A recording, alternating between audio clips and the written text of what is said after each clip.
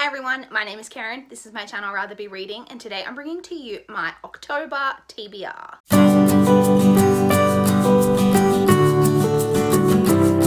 So I know everyone else is doing like spooky, creepy TBRs for October. I don't generally do themed TBRs. I think it's partly to do with the fact that I'm in a different hemisphere to most people. That, you know, everyone's getting into like the fall, as they call it, you know, in the United States, autumnal, you know, vibes and all of that. We're not heading into that season here in Australia. We're heading into the hot season. It is the middle of spring in October, and it's already hitting like pretty warm temperatures where I live, which I hate. And we don't celebrate Halloween in Australia. Like, it's kind of a thing, like it's gotten more popular in recent years, but it's not a big thing, like a common thing here. So we don't really celebrate Halloween, so it's just not really a thing. And it just, the way my TBR works, it's just not how I roll. So, I mean, I love spooky, creepy books, but I just read them wherever they come up in my TBR. So, unfortunately, if you were hoping for a very themed TBR, this is not the video for you. But let's jump in and go through my TBR just as we normally would, starting off with the library books that I need to get to this month. So, I actually have 0 books due this month, which sounds amazing, except I have 2 that were due last month that I haven't read yet, so are literally overdue and I need to read ASAP. And then in addition to those, there are a couple that aren't due in October, but that I want to get to. Actually, I've still got renewals on them, so it may end up coming up that they're due right at the end of October, but in any event, I want to get a few more read than just the ones that are overdue. So the first of the overdue ones that I have is Embrace by Jessica Shervington. This is one of the books that I need to read for one of my goals this year. Jessica Shervington is an Australian author. I have no idea really what this is, except that it's the beginning of a series. It's YA, and I think it's an Angel series. I don't know, when was this published? I'm expecting this to be pretty cheesy, if I'm being honest. When was this published? 2010. So yeah, I'm expecting some cheese, and it's also like, well, it's not super big, it's like just under 400 pages, but yeah, so I've got that. I expect that this will be probably like fun and quick to get through. I then have The Opposite of Everyone by Jocelyn Jackson. This is the other one that's overdue. If you know, I've been trying to read all of Jocelyn Jackson's, oh my god, Jocelyn Jackson's published works. This is the next one that I have to get to. If I recall, this one is about mainly seems to focus, from what I can gather, on a mother-daughter relationship that is very strained. She had an unconventional upbringing, I think, and then her mother, I think, went to jail, and she's now an adult, and her mother comes back into her life or something like that. As I really enjoy Jocelyn Jackson's writing, so looking forward to getting to that. So they're the 2 that are, like I said, that are overdue, and then I have a couple here, like I say, that I would like to get to as well. First off, we have Giant Days Volume 9. I love this graphic novel series, so just really looking forward to continuing on into this next installment. I then have 10,000 Skies Above You by Claudia Gray. This is the second book in the trilogy. This is a YA science fiction series about parallel universes. Basically, it's about a girl whose father has died, and her parents were scientists who invented this way to move between parallel universes, and she basically goes on this adventure through parallel universes to try and not really save her dad, but like avenge her father, because it's one of his students like stole his technology and everything. Sorry, my phone is plugged into charge and we're safe. Giles was trying to step over the charger. He made it successfully, never fear. So yeah, this is the second book. I really enjoyed the first one, so looking forward to continuing. Again, this is a bit of a chunky one. This is like almost 450 pages, but again, these are generally, it's YA, generally pretty quick and easy to read. And then the last thing from my library that I'm planning to focus on this month is Through the Woods by Emily Carroll, which I guess is kind of an October spooky-ish read. This is a collection of, I think, 3 or 4. Does it have like a table of contents? I think it's like separate. Here we go. 1, 2, 3, 4, 5.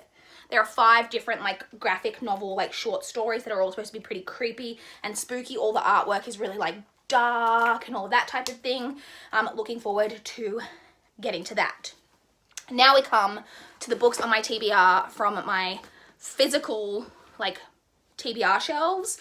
Now, this is where things are different this month to usual. If you haven't been following my channel for a while, you may not be aware that I am not a mood reader. I'm not a seasonal reader, as we've established. I'm not anything like that. I read my TBR books chronologically as to when I received them. This month that is different though. I am focusing this month on all of the books that are on my physical TBR that I need to read for my goals. This year I have 6, I think, here that I had marked off for challenges and things that I haven't gotten to yet, and I want to make sure I read this month so I know that I'm hitting those goals. So yeah, like I say, these are the 6 that I need to definitely get to this month. The first of them is My Name is Memory by Anne Brashares. This is one of the, I can't remember which it is. The first 2 of these are books from my like either my really old on my Goodreads to read list or on my physically like written out notebook to read list that predates Goodreads. So this is My Name's Memory by Anne Brashares. I'm actually currently reading this and I'm almost finished. Like I've literally got like 40 pages left. This is I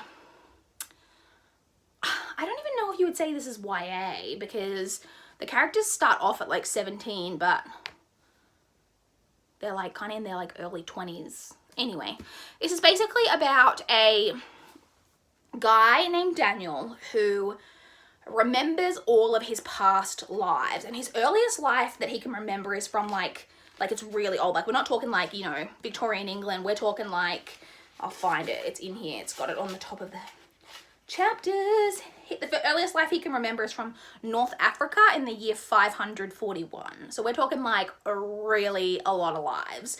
And he remembers all of his lives, and he recognizes like his soul like goes into different, you know, reincarnations, I guess. And he recognizes souls in other people, of like people that he's met in past lives.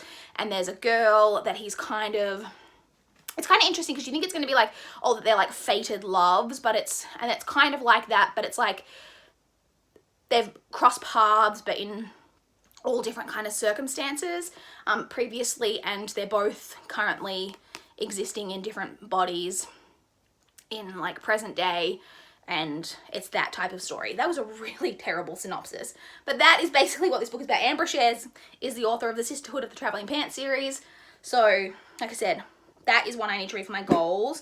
Another one, like I said, that's either from one of those 2 like lists for my goals that I need to read this year is Love Letters to the Dead by Ava Delera. I can't recall exactly what this is about. If I recall, this is about a girl who I think is dealing with grief. I think she maybe had a family member, maybe a sister.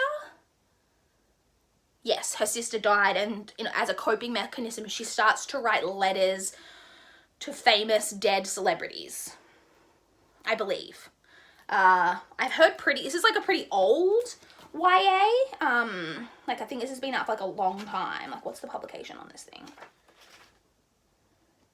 2014, it's not that old. Anyway, but this was pretty heavily praised like around there in 2014. So I've got that. And then these next 4 I've got are ones that I have, like I'd penciled in to complete some of my around the year in 52 books prompts. So the first one I have is Beloved by Toni Morrison. This completes the prompt of reading a book that is mentioned in like a TV show or movie or something like that in that way.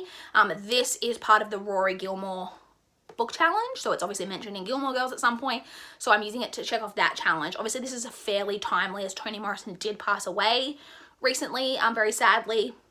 I've had this on my TBR for ages. I actually don't know what it's about. I know it's obviously Toni Morrison is a woman of color, and I believe that her books deal with themes of that. This is her most popular one, but I actually don't know what this is about. Oh, it's a historical. It's set in the mid-1800s in Kentucky. 2 characters are to be destroyed in a cataclysm of torment and agony. Sounds like a good time.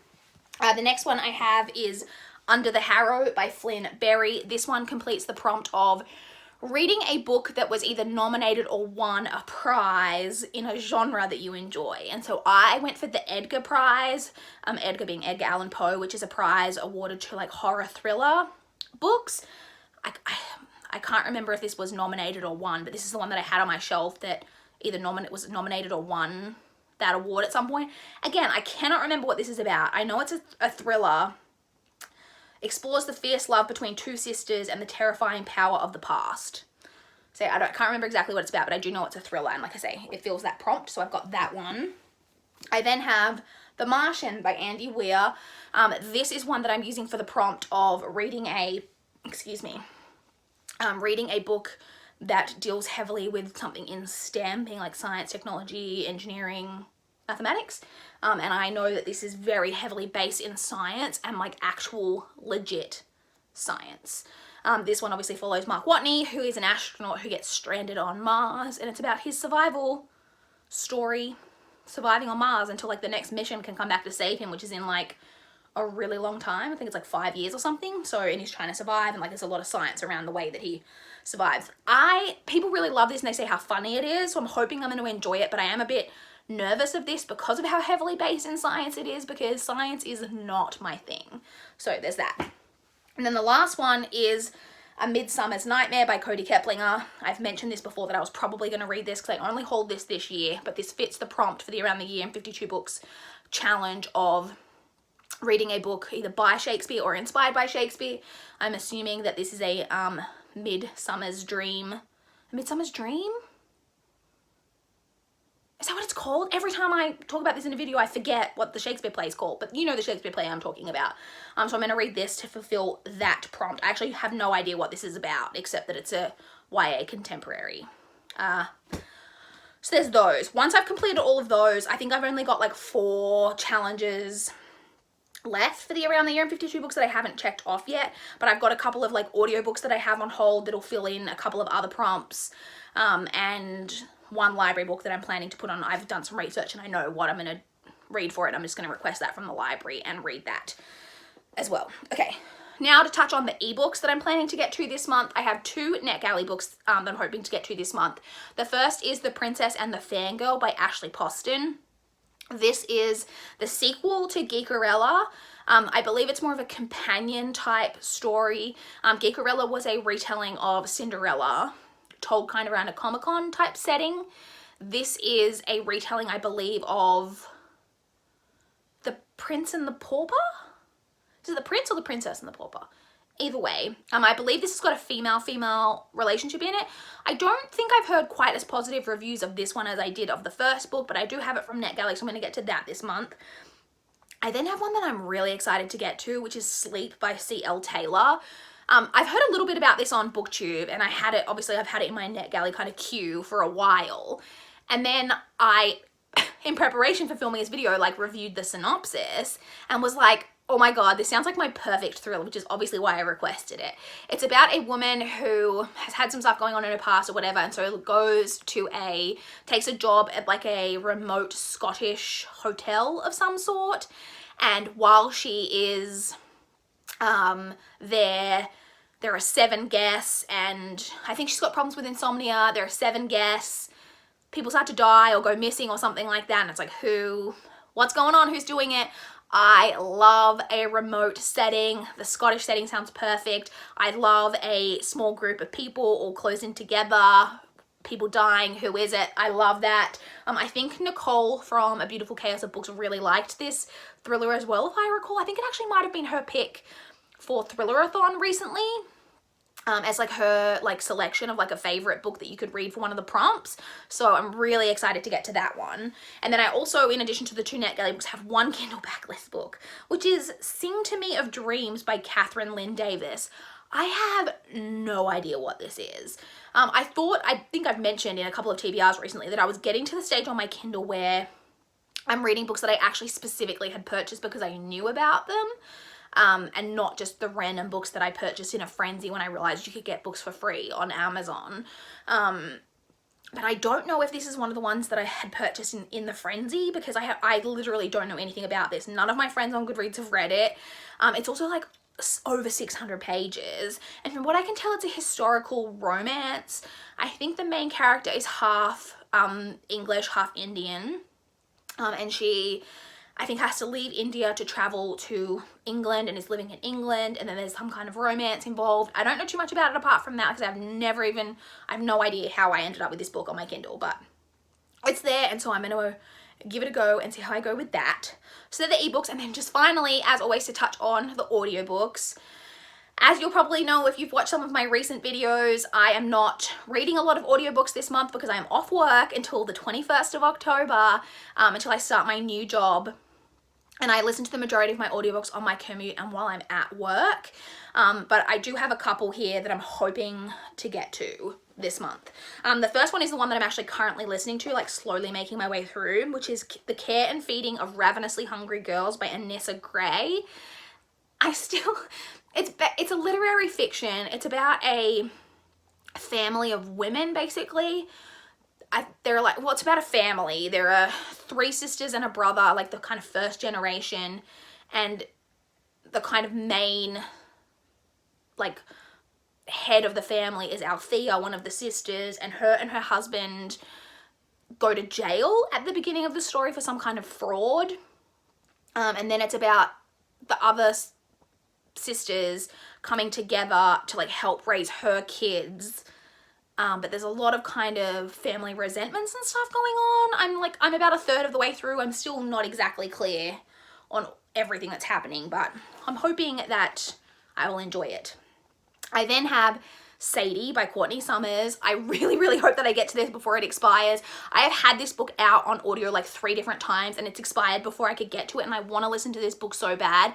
And in fact, that book also completes one of my Around the Year in 52 Books challenges. I can't remember which one it is now off the top of my head. This, in case you don't know, is a YA thriller about a girl who, her sister was murdered, and the main character is missing, but you're following a podcast of a guy who's like investigating the murder of the sister and the disappearance of like the main character, and you get parts of it like in the podcast format. I've heard that the audiobook is amazing, which is why I've been wanting to listen to it on audio. So like I said, I have that out, so I'm really hoping I can get to that. And then the other audiobook that I'm hoping to get to this month is another one I'm so excited for, which is The 10th Girl by Sarah Faring. When I saw that this literally just came out, I think late in September, and my library had it, and not only did it have it, but it didn't have a hold on it, and I was able to like borrow it immediately. I was so excited. This is a gothic psychological thriller set at a boarding school at the southern tip of South America. I don't know too much about it apart from that. I think maybe it's about some girls going missing. I don't really know, but I'm really excited. Like the gothic themes at a boarding school, but it's a thriller and it's set in the southern tip of South America. It all just sounds really fantastic, so I'm really hoping to get to that one as well. So that's it. That is everything that I have on my TBR this month. I'm sorry that this video ended up being really long. I feel like I ranted on about a lot of crap in this video. But I would love to chat with you guys in the comments down below if you've got any thoughts on what I am reading or what you guys are hoping to get to in October. Do you mainly focus on spooky, scary books in October? I would love to know. I just try to read spooky, creepy books whenever I can because they're basically my favorite type of books. But yeah, please like this video if you liked it. Please subscribe if you want to see more from my channel. That is all I have for this video today. Bye guys!